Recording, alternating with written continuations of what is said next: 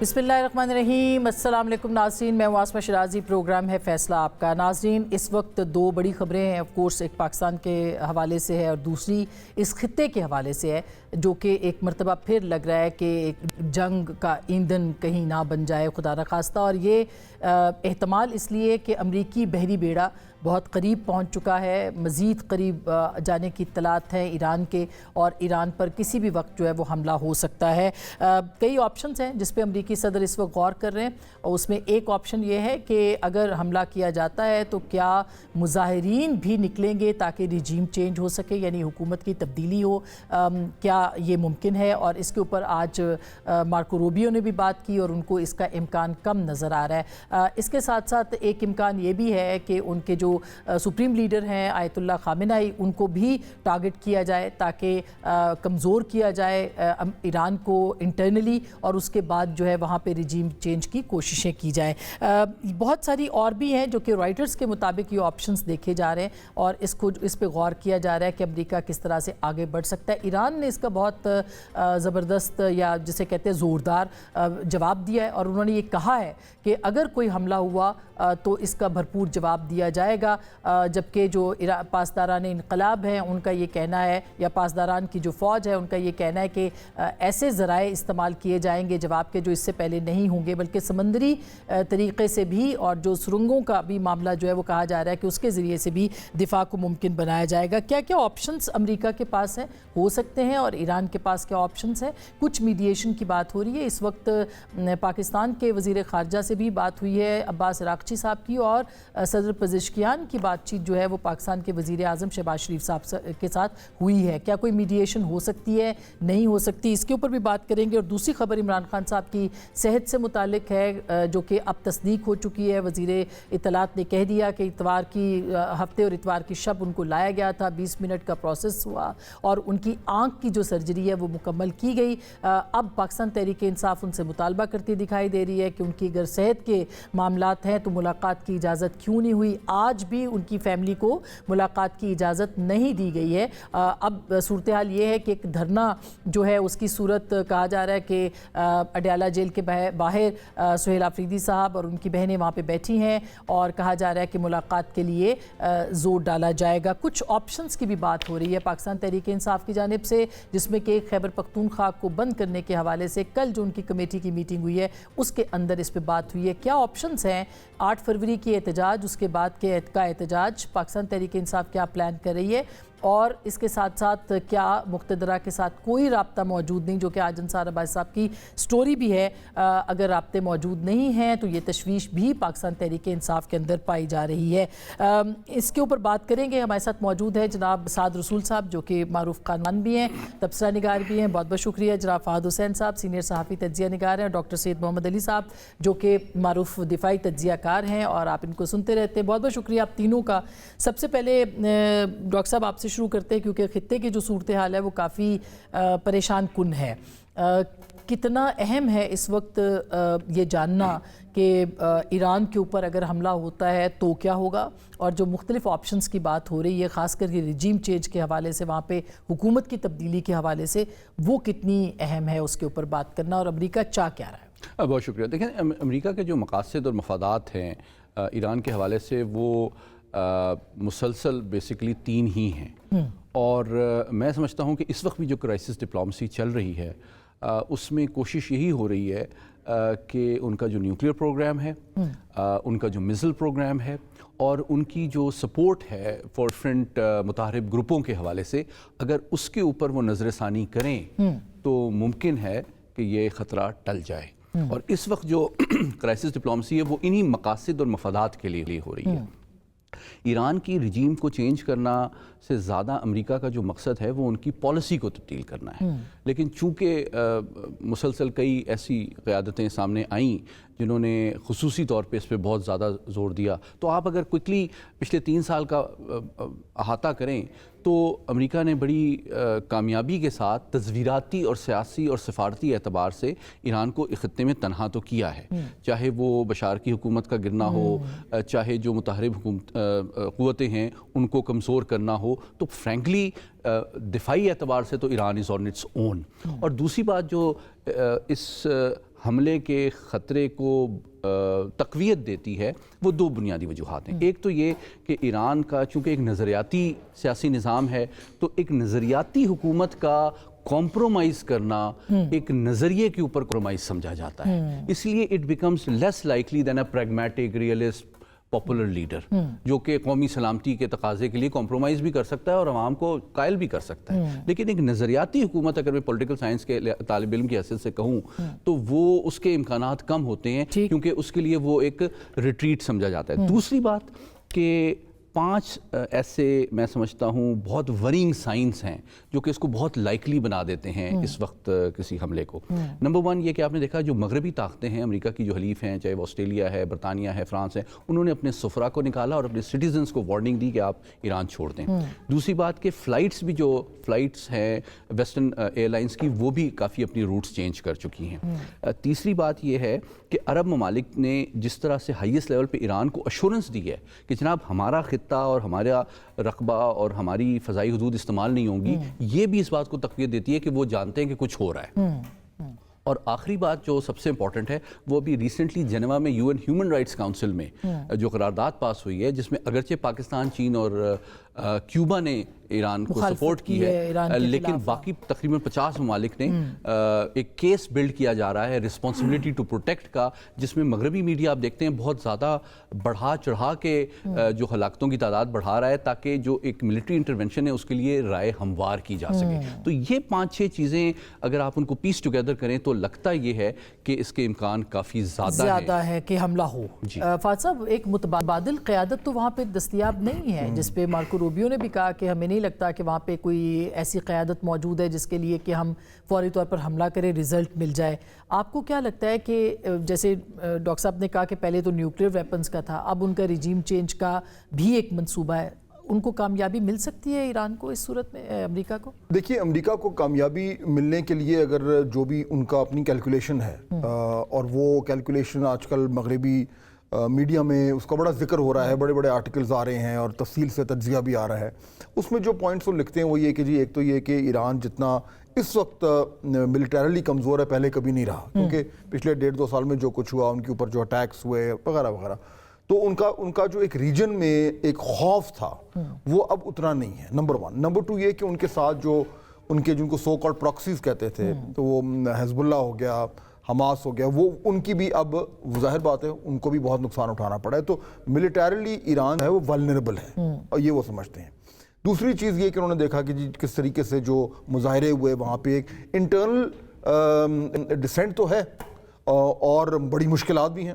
اچھا, اب وہ جو پچھلے چند ہفتے پہلے جو بڑے وسیع اسکیل پر مظاہرے ہوئے تھے اس میں میں تو ماننے کو تیار نہیں کہ وہ مکمل طور پر آرگینک تھے.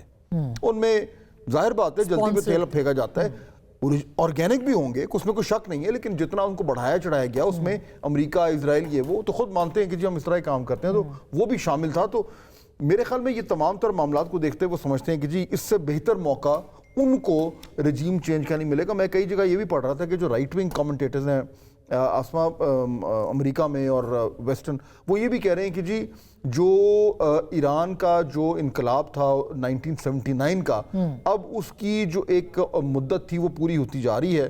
تو یہ جو لمحہ ہے اس وقت دے آر ایٹ دیئر ویکسٹ. تو اگر کچھ کرنا ہے تو اس وقت کریں, اور ٹرمپ کا آپ نے دیکھ بھی لیا کہ وہ ٹریگر ہیپی ہوا ہوا ہے.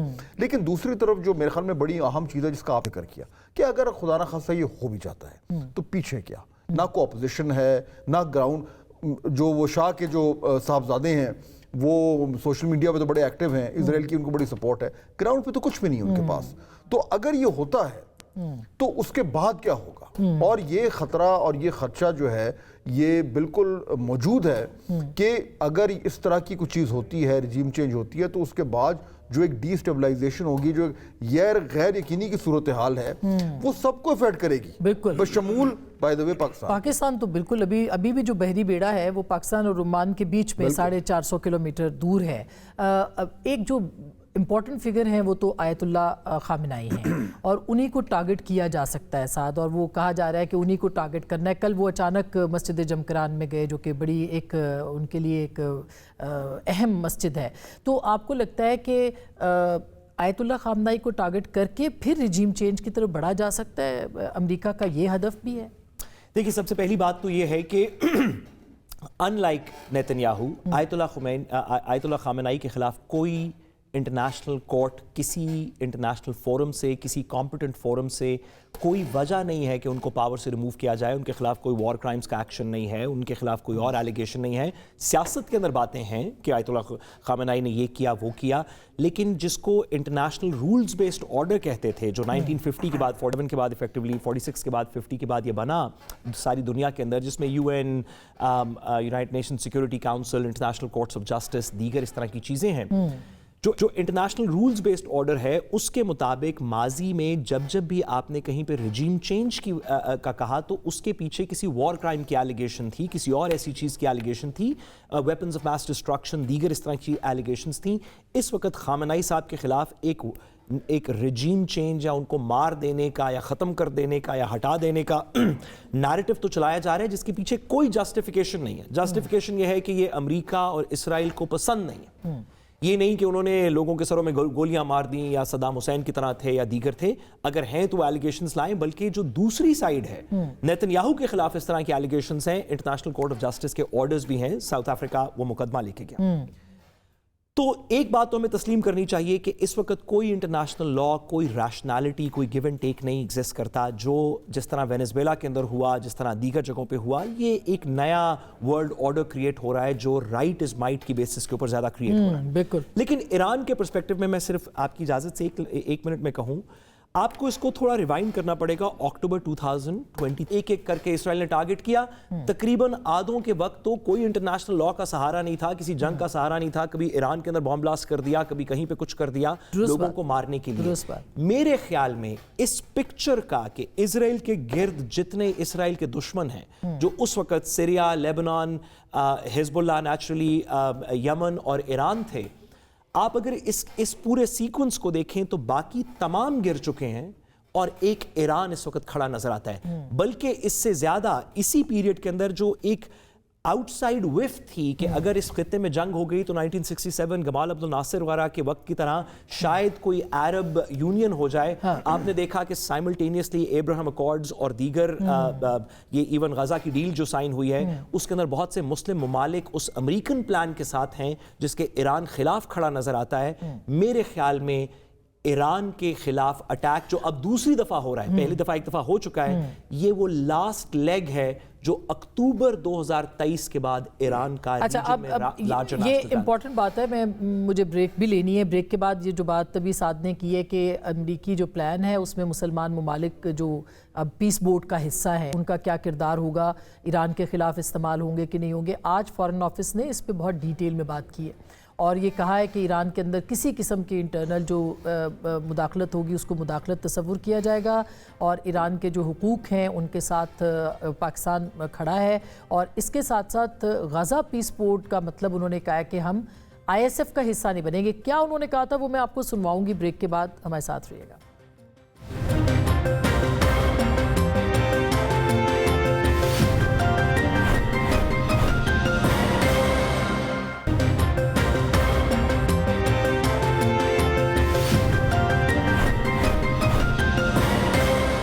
Welcome back. ایک دفعہ پھر آپ کو خوش آمدید کہتے ہیں. ڈاکٹر صاحب آپ تینوں کے لیے بلکہ پھر میں سوال بھی پوچھتی ہوں. فارن آفس نے جو سٹیٹمنٹ آج دیا ہے یہ بہت اہم ہے اور اس کو شیئر کرنا بھی ذرا چلائیے گا کہ غزہ کے حوالے سے پاکستان کا موقف اور دیگر معاملات پہ سنوائیے گا ذرا. Our basic objective in joining the Board of Peace is threefold. One is to consolidate and sustain ceasefire in Gaza. Second is to support reconstruction. And third is to advance a just and a lasting peace based on the Palestinian right to self-determination. It is a misconception that joining Board of Peace is any way connected to any Abraham Accord or any sidetrack to this issue. Pakistan's positions remain unchanged and we will not become a party to the Abraham Accord. The BOP does not replace the United Nations. Pakistan has not decided to join the International Stabilization Force, and the membership of the Board of Peace does not imply contributing troops to ISF. سو یہ clarity کے ساتھ جو ابھی سعد نے point اٹھایا تھا اس کے بعد آپ کو لگتا ہے کہ یہ سب پاکستان نے فیصلہ کر لیا ہے جو کہ آج اناؤنس ہوا ہے. پھر کیا ہوگا؟ مطلب آپ کو کیا لگتا ہے کہ اس کا فیوچر کیا ہوگا، اور خاص کر کے جب ایران پہ اگر حملہ ہوتا ہے تو پھر کیا صورتحال ہوگی خطے کی؟ دیکھیں، میں سمجھتا ہوں کہ یہ جو آج فورن آفس کی طرف سے کلیریفیکیشن تھی یہ بیڈلی نیڈڈ تھی، اور یہ بڑی خوش آئند ہے کہ 3 چیزیں بالکل اس میں کلیئر ہو گئی ہیں کہ ہم بورڈ کا کیا مستقبل یا مقصد دیکھتے ہیں، اور ہم کیا رول دیکھتے ہیں مسئلہ فلسطین کے حوالے سے. اس کو اگر میں تھوڑا سا کنٹیکسچلائز کوئکلی کر دوں، دیکھیں مسئلہ فلسطین کے اوپر جو ہمارا موقف ہے، جو 4 پرنسپلز کے اوپر مبنی ہے، اس پہ کوئی تبدیلی نہیں آئی ہے. اور میں سمجھتا ہوں کہ کسی حکومت کے آنے جانے سے اس پہ کوئی فرق نہیں پڑتا کہ جناب ہمیں ایک آزاد، خود مختار، غیر منقسم جو فلسطینی ریاست چاہیے. ہم ان کے عوام کے ساتھ کھڑے ہیں، ہم اور اس کی جو ٹیریٹری اور جغرافی ہے وہ pre-67 بارڈرز پہ ہونی چاہیے. پرماننٹ کیپٹل جو ہے اس کا وہ بیت المقدس ہونا چاہیے. یہ ہمارا پرماننٹ. اچھا، ہم جو پیس بورڈ میں شامل ہو رہے ہیں اس کا مقصد یہ ایک حقیقت ہے کہ ایک نئی باڈی ایمرج کر رہی ہے جو کہ ریلیونٹ ہے، انفلوئنشل ہے، اور ہم اس میں سمجھتے ہیں کہ ہم اسی موقف اور اسی اصول کی بنیاد پہ وہاں پہ بھی یہی سٹینڈ لیں گے. اچھا، اب اس بورڈ کے حوالے سے جو وضاحت سامنے آئی وہ 3 چیزیں ہیں، جس طرح آج اسپوکس پرسن نے کہا بھی کہ جناب ہم چاہتے ہیں کہ وہاں پہ دیر پا امن قائم ہو، وہاں پہ ریکنسٹرکشن شروع ہو، اور ان انٹرپٹیڈ سپلائی آف ریہیبلیٹیشن شروع ہو جائے. یہ 3 چیزیں ہیں، اور کیا ہم نہیں کر رہے اس کو واضح کرنا بہت ضروری ہے. ایک تو بہت اہم اور لانگ اوور ڈیو یہ کلیریفیکیشن میں سمجھتا ہوں غزہ سے بیونڈ ہے کہ، اور اس سے زیادہ اہم ہے کہ ہم ابراہم ایکارڈ کا حصہ نہیں بن رہے، جو کہ لارجر جیو پولیٹیکل کہ پاکستان ابراہم ایکارڈ کا حصہ بھی نہیں بن رہا اور اسٹیبلائزیشن فورس کا بھی حصہ نہیں بن رہا. اچھا، کیوں نہیں بن رہا؟ اس لیے کہ اگر آپ UN سیکورٹی کاؤنسل ریزولوشن پڑھیں 2803 تو اس میں جو ہے ڈسارمنٹ کی بات بھی ہے. پاکستان کا بڑا وسیع تجربہ ہے پیس کیپنگ میں، لیکن ہم پیس انفورسمنٹ میں شریک نہیں، اور خاص کر کے حماس یا جو دوسرے گروپ ہیں ان کو ڈسارم نہیں کر سکتے. فہد صاحب، ایک تو یہ ایک ریجنل تبدیلیاں ہیں، کچھ پاکستان کی انٹرنل پالیٹکس بھی ہے اس وقت، اور آج میں دیکھ رہی تھی کہ US نے بھی کوئی ایڈوائزری جاری کی ہے کہ پاکستان کا جو ہے وہ نہ کیا جائے سفر. تو کیا صورتحال یہاں پہ آپ دیکھ رہے ہیں اس معاملے کے اوپر، اور پولیٹیکل کو بھی سامنے اگر رکھیں سچویشن کو؟ تو دیکھیے، پولیٹیکلی تو ابھی ہمیں نظر آ رہا ہے کہ عمران خان صاحب کا جو ایک ہاسپٹل کا وزٹ ہوا ہے وہ اب آن دا ریکارڈ بھی آ گیا ہے، اور اس کے اوپر اب کچھ وہاں پہ لوگ جمع بھی ہیں. میرے خیال میں ایک تو خیر میں ایک کامنٹ اس پہ ضرور کرنا چاہوں گا کہ پوری دنیا میں کہیں بھی جو اہم ترین لوگ ہوتے ہیں ان کا کوئی میڈیکل اگر ہوتا ہے تو باقاعدہ طور پر لوگوں کو بتایا جاتا ہے، اس کی بریفنگ ہوتی ہے، بالکل، اور ہونی چاہیے تھی. یہ چلتے پھرتے کہنا کہ جی وہ نواز شریف صاحب کی ہوتی تھی بالکل کی طبیعت خراب. میرے خیال میں حکومت پاکستان کا یہ فرض بنتا ہے کہ وہ باقاعدہ آ کر، اور جو بھی ریلیونٹ ڈاکٹرز ہیں وہ آئیں، میڈیا کو بتائیں کہ وہ کیا ہے، کیا مسئلہ تھا، کیا ہے، وغیرہ وغیرہ. ایک شفافیت اس میں ہونی چاہیے، پہلی بات. دوسرا، دیکھیے یہ صورتحال جب بھی ہم ایران کی بات کریں بہت خطرناک ہوتی جا رہی ہے. زیادہ امکانات یہ ہیں کہ وہاں پہ امریکہ کچھ نہ کچھ کرے گا. وہ اتنا بڑا جنہوں نے پریزنس وہاں پہ جمع کی ہے وہ اس لیے تو نہیں کی کہ کل وہ بیچ میں کچھ جو ہے وہ میڈیشن کرا کے واپس چلے جائیں گے. وہ تو یہ کہتا ہے کہ جی میں ان سے یہ نیوکلیر پروگرام فارغ کروا کے جاؤں گا اور رژیم چینج کروا کے جاؤں گا. ایگزیکٹلی ان سو منی ورڈز تو نہیں کہا، مقصد تو یہی ہے. تو زیادہ امکانات یہ کچھ ہوگا. اچھا، اس کا spill over effect obviously Pakistan پہ تو ہونا ہی ہونا ہے. ہماری جو اپنی بہت ساری فالٹ لائنز ہیں، اوپر سے ڈومیسٹک ایشو آپ دیکھ لیں. 8 فروری کا جو احتجاج ہے وہ بھی PTI جو کرنے کو تیار ہے.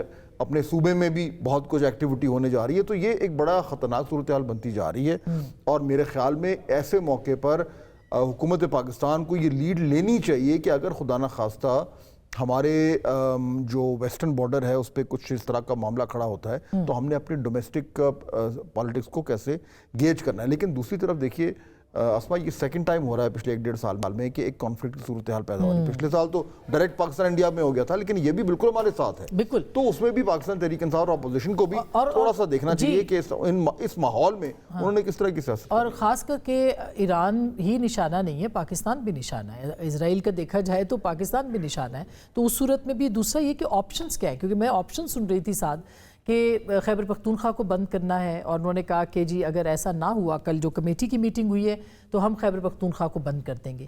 یہ ایک ایکسٹریم سٹیپ نہیں ہے آپ کے نظر میں؟ اور جو صورتحال ابھی بتائی ہے فہد صاحب نے، اس میں اگر ایسا ہوتا ہے تو یہ تو انٹرنلی ہمیں بہت زیادہ نقصان ہوگا اس کا.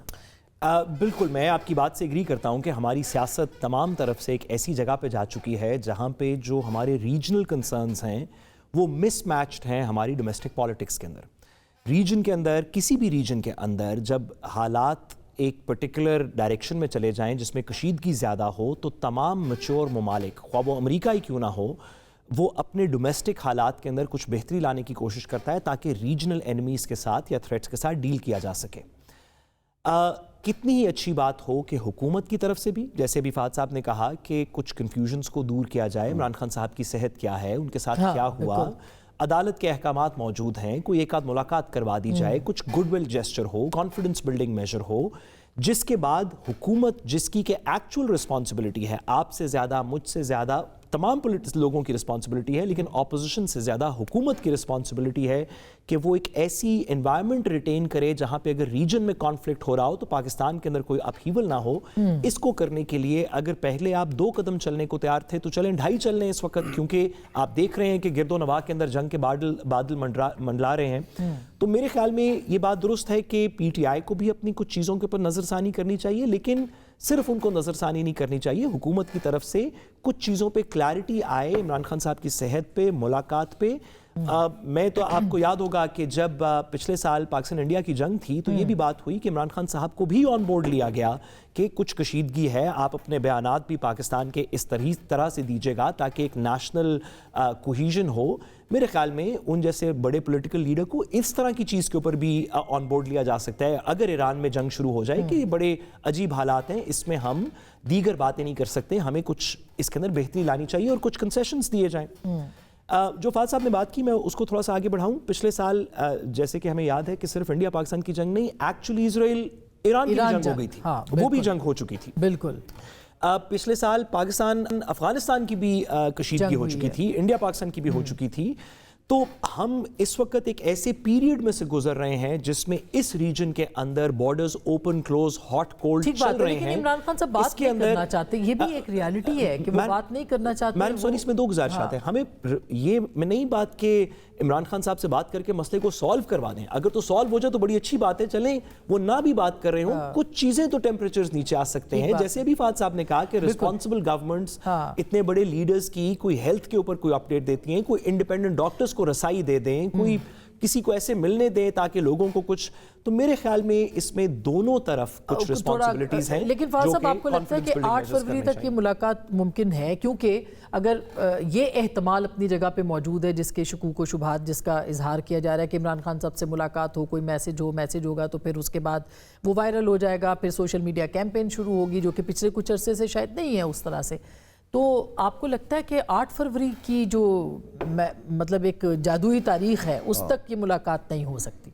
اور آپ پسند کی میرے خیال میں بات نہیں کر رہی ہیں, آپ دوسرے معاملے کی بات تو دوسرے معاملے کی بات کریں, مگر بسنت بھی امپورٹنٹ ہے کہ 8 کو تو 7-8 کو تو ویسے ہی پسند ہے. نہیں دیکھیے کیا ہونا چاہیے اور کیا ہوگا وہ مختلف چیزیں ہوتی ہیں.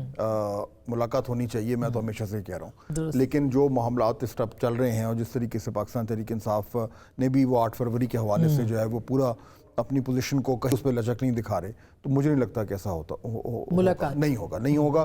گورنمنٹ کی طرف سے ابھی تک بالکل ہارڈ لائن پوزیشن ہے, وہ ہارڈ لائن پوزیشن رہے گی, اور اگر کچھ ہونا ہے تو وہ اس 8 فروری کی تاریخ اور جو بھی احتجاج ہونا ہے اس کے بعد اس کے بعد ہی ہوگا, اس سے پہلے تو اس وقت تک تو کوئی امکان نہیں. تو آپ کے خیال میں اگر لاہور میں لوگوں نے گڈیاں زیادہ اڑائی اور پہیہ جام نہ کیا تو اس کا بھی نقصان تحریک انصاف کی سیاست کو ہو سکتا ہے؟ جیسے ابھی دھرنا جو ہے وہ دیا جا رہا ہے مگر تعداد بہت کم ہے. تحریک انصاف کا اس میں ایشو یہ نا, اس دن آپ نے دیکھا کہ چغزئی صاحب نے جو پریس کانفرنس کی جو میڈیا سے انہوں نے کہا جی ہمارا تو 1 دن کا احتجاج ہے, پی ٹی آئی کہہ رہی ہے کہ نہیں ہم نے تو موومنٹ چلا رہے ہیں. تو یہ ایک کنفیوژن تو ہے, اور جو اگر تو آپ نے اس طرح کی موومنٹ چلانی ہے جو بڑی ایک فیصلہ کن قسم کی ہے تو اس کے لیے تو تیاری کو نظر نہیں آ رہی. تو میرے خیال میں ایٹ دی اینڈ یہ علامتی ایک احتجاج ہی ہوگا, اور اس کے بعد جو ہے وہ معاملات ٹھنڈے پڑ جائیں گے, مجھے تو یہی نظر آ رہا ہے. اور جو انٹرنل ڈاکٹر صاحب ہم بات کر رہے تھے اس وقت ایران کے اندر, دیکھیں مظاہرے اتنے زیادہ شاید نہ ہوئے, لیکن اس کو جس طرح سے مغربی میڈیا نے پینٹ کیا وہ بہت زیادہ تھا. پاکستان کے کیس میں تو ہماری جیسے فہد صاحب کہتے ہیں فالٹ لائنز اتنی زیادہ ہیں اور ہم کوئی آئیڈیل سچویشن میں ہے نہیں. اسرائیل بھی پاکستان کے خلاف ہے, آپ نے دیکھا انڈائریکٹلی وہ پارٹ آف دا وار تھا جو انڈیا نے ہمارے ساتھ لڑی.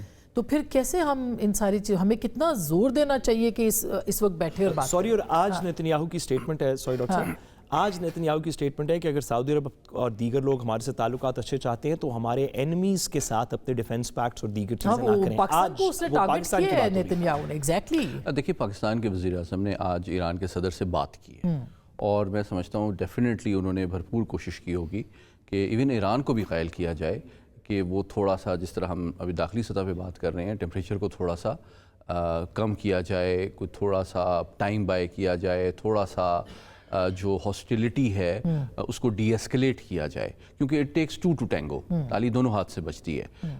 کیونکہ میں سمجھتا ہوں کہ امریکہ نے جو ایک اگریسو فورس پوسچرنگ کی ہے، فارورڈ ڈپلائمنٹ کی، کیریئر بیٹل گروپ کی اور دیگر جو اس کی ڈپلائمنٹس ہیں، وہ اس کی سفارتکاری کا ایک انداز ہے کہ جس میں وہ اپنی ہارڈ پاور کو یوز کرتا ہے اور ٹرانسلیٹ کرتا ہے اپنی نیگوسیشن کے اندر کہ جناب یہ گنز یہاں پہ آپ کے کنپٹی پہ رکھی ہوئی ہے، اب آپ آئے مجھ سے مذاکرات کریں. تو 3 چیزیں ہیں بیسیکلی، اور وہ امریکہ کا پرماننٹ انٹرسٹ ہے، ان کا نیوکلیر پروگرام، ان کی سپورٹ فار ملیٹنٹ آرگنائزیشنز اور ان کا میزائل پروگرام.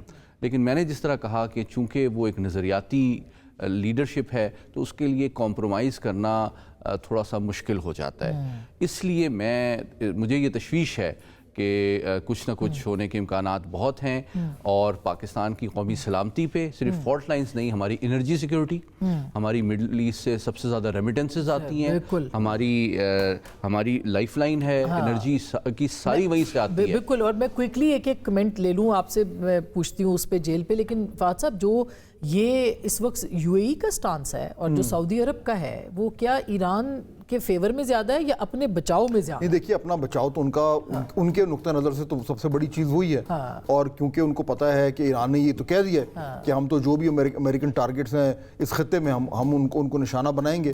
وہ امریکن بیسز ٹارگٹس جو ہیں وہ ادھر ہی انہی ممالک میں ہیں، اور وہاں پہ وہ پوری گلف کی جو پراسپیرٹی ہے، ان کا جو اکنامک میریکل ہے، وہ بیسڈ اسی چیز پر ہے کہ وہاں پہ امن ہے، وہاں پہ کوئی اس طرح کی چیز نہیں ہے. تو ان کو تو یہ اچھی طرح خدشہ، اور وہ فار دا رائٹ ریزنز، کہ اگر ان کے اوپر کچھ کھٹ پٹ ہو گئی تو.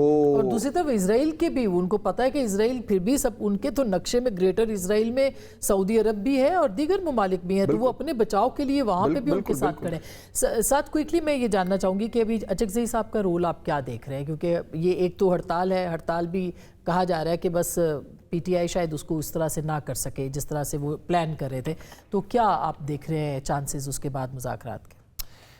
دیکھیے، پاکستان کے اندر مذاکرات کے بغیر جو بھی راستہ آگے کو نظر آتا ہے، خواہ وہ کوئی بھی سائڈ جیتے، تو وہ پاکستان کے نقصان کا راستہ نظر آتا ہے. اگر گورنمنٹ اپنی تمام چیزیں منوا لے اور اپوزیشن کی کوئی بات نہ مانی جائے تو اس میں پاکستان کی کوئی زیادہ بہتری نہیں، اور اگر اپوزیشن اپنی تمام چیزیں منوا لے اور گورنمنٹ کی کوئی بات نہ مانی جائے تو بھی کمپلیٹ وکٹری دونوں طرف نقصان دہ ہے. پاکستان کے اندر جو بھی راستہ ہے، سین مائنڈز کو اس کو کسی مذاکرات سے آگے لے کے چلنا چاہیے. ہماری اس میں اتنی سی استدا ہے، پی ٹی آئی ڈیوائیڈڈ ہے، جی میری اس میں اتنی سی استدا ہے کہ ریگارڈلیس آف کہ پی ٹی آئی کے اندر کے لوگ کیا کہہ رہے ہیں، باقی کیا کہہ رہے ہیں، جو سیریس سٹیک ہولڈر سٹیٹ کے ہیں ان کو یہ منڈلاتے بادل نظر آ رہے ہیں، وہ اس میں انوالوڈ ہیں. ابھی تو ہم اتنا غازہ وغیرہ کا یہ پورا ٹرپ کر کے آئے، اور جب آپ کو پتا ہے کہ یہ اگلے 3-4 سال یہ بڑی سیریس ایشوز رہیں گے، تو جو بھی کنسیشنز کر کے ڈومیسٹک پالیٹکس کو سیٹل کر لیں گے تو یہ دیر پا ہوگا، اور دیر پا. بہت شکریہ. میں خیال ہے کہ یہ سب کو پتہ ہے اور پاکستان اپنے فیصلے بہت سوچ سمجھ کے کر رہا ہے. ہاں، انٹرنل سیکیورٹی ایک بہت بڑا ایشو ہے جس پہ ہمارے تمام ماہرین کا یہ کہنا ہے کہ اس کے اوپر ضرور پاکستان کو فیصلے کرنے ہیں اور ایک مشترکہ کاوش کے ساتھ آگے بڑھنا ہے. گفتگو آپ نے سنی، فیصلہ آپ کا.